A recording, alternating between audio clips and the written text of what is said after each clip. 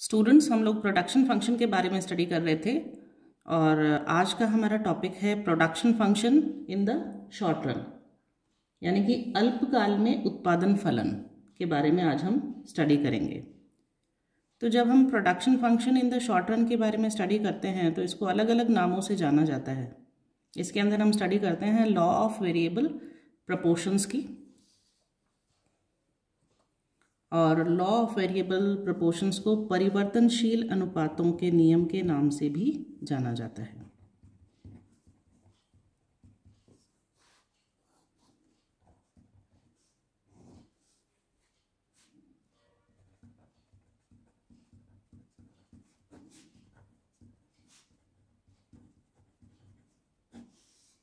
परिवर्तनशील अनुपातों के नियम, इसको और भी नामों से जाना जाता है, जैसे कि लॉ ऑफ वेरिएबल प्रोपोर्शंस को रिटर्न्स टू फैक्टर भी कहते हैं,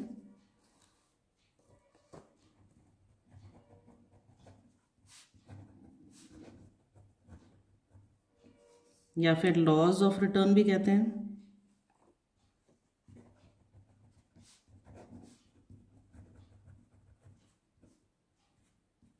तो अगर आपको क्वेश्चन पूछा जाता है कि लॉ ऑफ वेरिएबल प्रोपोर्शंस के बारे में बताइए, what do you mean by law of variable proportions, या परिवर्तनशील अनुपातों के नियम को एक्सप्लेन करिए, या फिर क्वेश्चन आपको अलग तरीके से पूछा जाता है कि what do you mean by returns two factor, या लॉज ऑफ रिटर्न क्या होते हैं, यानी अनुपातों के नियम क्या है, तो आपको एक ही चीज़ एक्सप्लेन करनी है, वो है लॉ ऑफ वेरिएबल प्रोपोर्शन, परिवर्तनशील अनुपातों के नियम।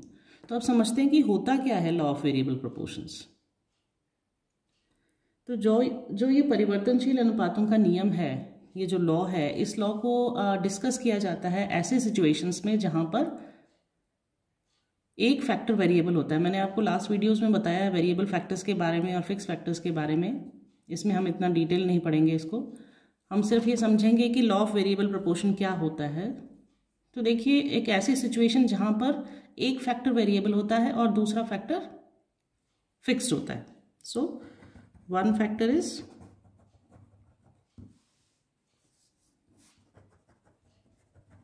variable and जो other factor है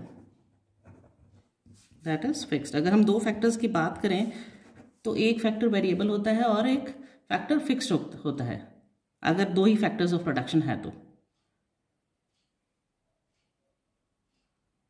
इसकी वजह से क्या होता है, प्रपोर्शन चेंज हो जाता है, this alters the proportion between factors, इसीलिए इसको कहते हैं लॉ ऑफ वेरिएबल प्रोपोर्शंस। हम इसको ऐसे कह सकते हैं कि this is the law which is discussed under the situation of having one factor variable and other factor being used in fix quantity, यानी एक फैक्टर तो वेरिएबल है, दूसरा फैक्टर फिक्स्ड है, if there are only two factors of production. और ये जो चीज है, this alters the proportions between factors, therefore it is called law of variable proportion. इसको हिंदी में अगर आप समझना चाहें तो ये कह सकते हैं कि जब शॉर्ट पीरियड में, यानी कि अल्पकाल में, शॉर्ट पीरियड में एक फर्म उत्पादन के कुछ साधनों को स्थिर रखकर, फिक्स फैक्टर्स यानी कुछ साधनों को, कुछ फैक्टर्स को फिक्स रखती है, स्थिर रखकर अन्य साधनों की मात्रा में परिवर्तन करती है, यानी जो दूसरे साधन है उनकी मात्रा में चेंज करती है, परिवर्तन करती है, उससे उत्पादन की मात्रा में जो परिवर्तन होता है, कुछ फैक्टर्स को फिक्स रख के, कुछ को वेरिएबल रख के, जो प्रोडक्शन में जो चेंज किए जाते हैं वो हम शॉर्ट रन प्रोडक्शन फंक्शन में स्टडी करते हैं, और इन्हीं को जाना जाता है लॉ ऑफ वेरिएबल प्रोपोर्शंस के नाम से, परिवर्तनशील अनुपातों के नाम से। यहाँ एक चीज जो ध्यान में रखने वाली बात है, अभी हमने जो स्टडी किया था टू फैक्टर्स के बारे में ही स्टडी किया, लेकिन अगर ज्यादा फैक्टर्स है, if there are more than two factors of production, तो ऐसे सिचुएशंस में we can take as many factors variable but we have to keep one factor fixed, यानी एक फैक्टर को तो फिक्स ही रखेंगे लेकिन वेरिएबल बहुत सारे फैक्टर्स हो सकते हैं। ऐसा क्यों है? Because of the short period, क्योंकि शॉर्ट रन एक ऐसा टाइम पीरियड है जहां पर टाइम की लिमिटेशंस होती है।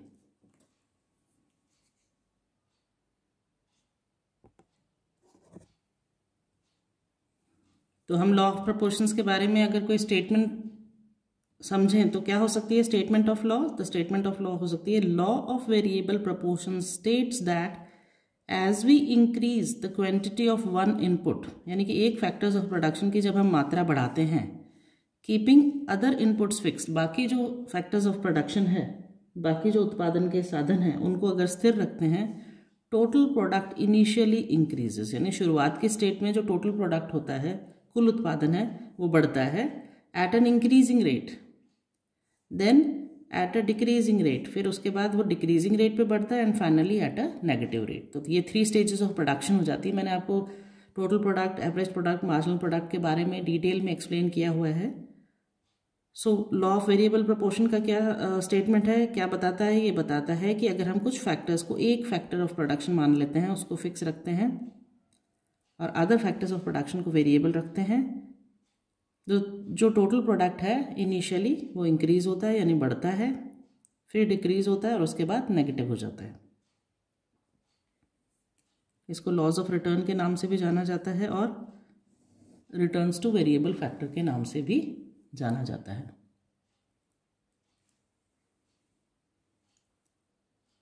ये जो लॉ है ये बहुत ही इंपॉर्टेंट प्लेस ऑक्यूपाई करता है इकोनॉमिक थ्योरी में। अब इसको हम एक्सप्लेन कर सकते हैं, कैसे एक्सप्लेन कर सकते हैं? जैसे मैंने आपको स्टार्टिंग में ही बताया था, production function in the short run. तो इसको कुछ इंपॉर्टेंट पॉइंट्स में हम देख सकते हैं। तो पहला इंपॉर्टेंट पॉइंट है कि it explains production function in the short run, यानी कि उत्पादन को कब किस पीरियड में बता रहा है, एक्सप्लेन करता है अल्पकाल में, शॉर्ट पीरियड में। देन सेकेंड जो इंपॉर्टेंट पॉइंट है वो ये है, it refers to the input output relationship. क्या बताता है ये? इनपुट आउटपुट के रिलेशनशिप को बताता है। कब? When the output is increase, जब उत्पादन बढ़ता है, by varying the quantity of one input, यानी एक इनपुट की मात्रा को बढ़ाने से जब आउटपुट बढ़ता है तो उस रिलेशनशिप को बताता है। इनपुट आप शॉर्ट में ऐसे समझ सकते हैं कि ये एक शॉर्ट पीरियड का कॉन्सेप्ट है, देन इसको ये इनपुट आउटपुट रिलेशनशिप को बताता है। और जैसे कि मैंने आपको एक्सप्लेन किया, थर्ड पॉइंट जो सबसे इंपॉर्टेंट है कि as the quantity of one factor remains fixed, एक उत्पादन साधन की मात्रा जब फिक्स रहती है, as the quantity of one factor remains fixed and the other factor variable, दूसरे फैक्टर की क्वांटिटी वेरिएबल यानी चेंज होती है, तो दिस अल्टर प्रोपोर्शन, ये क्या करता है? प्रोपोर्शन को बदल देता है।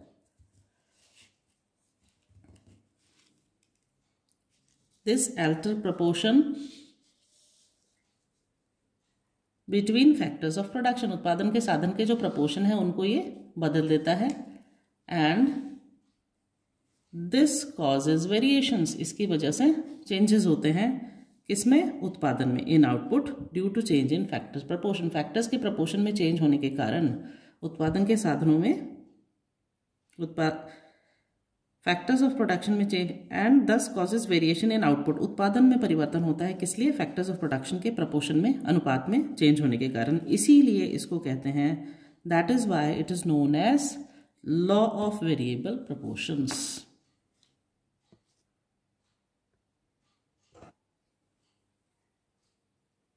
इसको एक बार फिर से देख लेते हैं, क्या एक्सप्लेन करता है लॉ ऑफ वेरिएबल प्रोपोर्शन। सबसे पहले तो it explains the production function in the short run, अल्पकाल में एक्सप्लेन करता है प्रोडक्शन फंक्शन को, उत्पादन फलन को।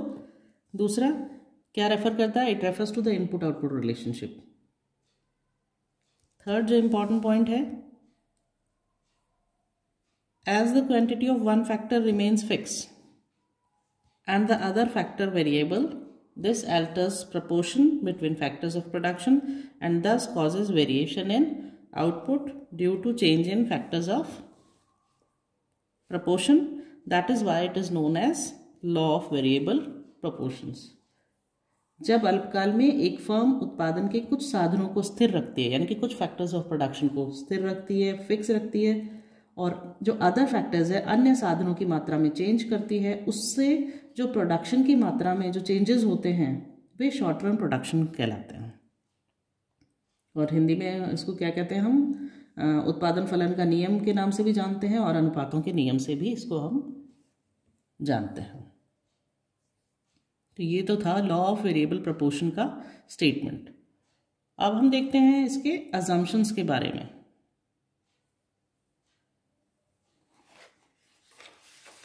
देखिए, अगर हम अजम्पशंस की बात करते हैं तो इसके अंदर ये मान के चला जाता है कि जो स्टेट ऑफ टेक्नोलॉजी है उसमें कोई चेंजेस नहीं आते हैं।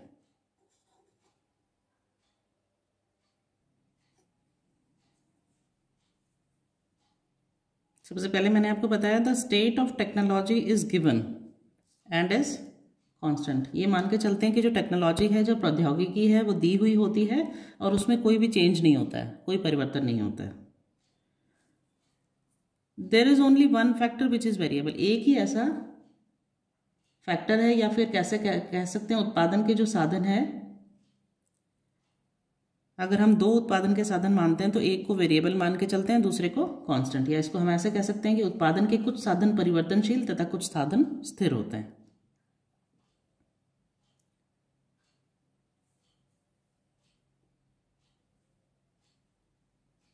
All units of variable factors are homogeneous. Homogeneous से आप क्या समझते हैं? यानी कि समान होती है। परिवर्तनशील साधन की सभी इकाइयां समरूप होती है। जितनी भी वेरिएबल फैक्टर्स की यूनिट्स है वो सारी होमोजेनियस होती है, यानी कि समरूप होती है। It is possible to change proportions in which the various factors are combined.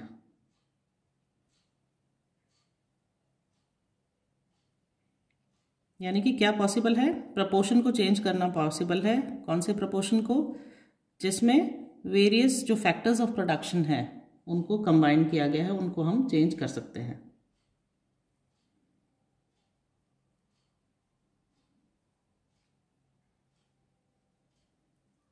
और इसमें आप लिख सकते हैं कि जो मैंने आपको एक्सप्लेन किया, it shows what, input output relationship को शो करता है। सिंपल वर्ड्स में अगर आप लिखना चाहें,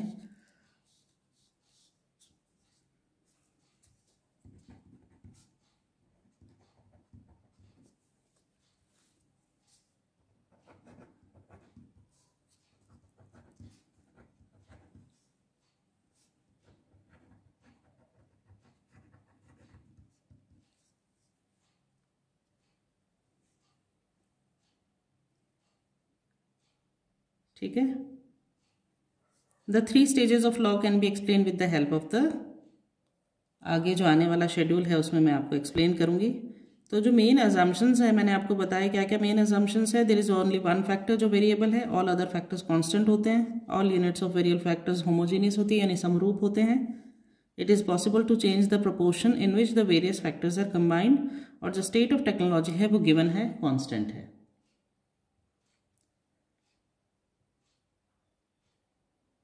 हिंदी में आप इसको देख सकते हैं कि प्रौद्योगिकी जो है वो दी हुई होती है, उसमें कोई चेंज नहीं होता है। परिवर्तनशील साधन की सभी इकाइयां समरूप होती है यानी कि होमोजीनियस होती है। और सबसे इंपॉर्टेंट जो चीज है वो ये है कि दिस लॉ कब अप्लाई होता है? This law is applicable in short run, यानी कि अल्पकाल में। In short run only this law applies, that is अल्पकाल में ही केवल ये नियम लागू होता है। क्यों? उसके पीछे रीजन है क्योंकि लॉन्ग रन जो है उसमें बहुत सारा टाइम अवेलेबल होता है और जो सारे साधन होते हैं, फैक्टर्स ऑफ प्रोडक्शन होते हैं, जितने भी फिक्स्ड होते हैं वो सारे उस टाइम वेरिएबल हो जाते हैं यानी कि परिवर्तनशील हो जाते हैं। इसलिए ये लॉ सिर्फ शॉर्ट रन में एप्लीकेबल होता है। तो ये था लॉ ऑफ वेरिएबल प्रोपोर्शन और उसके अजम्पशंस। नेक्स्ट वीडियो में हम स्टडी करेंगे इसका टैबुलर फॉर्म में कैसे हम बनाते हैं लॉ ऑफ वेरिएबल प्रोपोर्शन को और डायग्रामेटिकली कैसे एक्सप्लेन करते हैं उसको।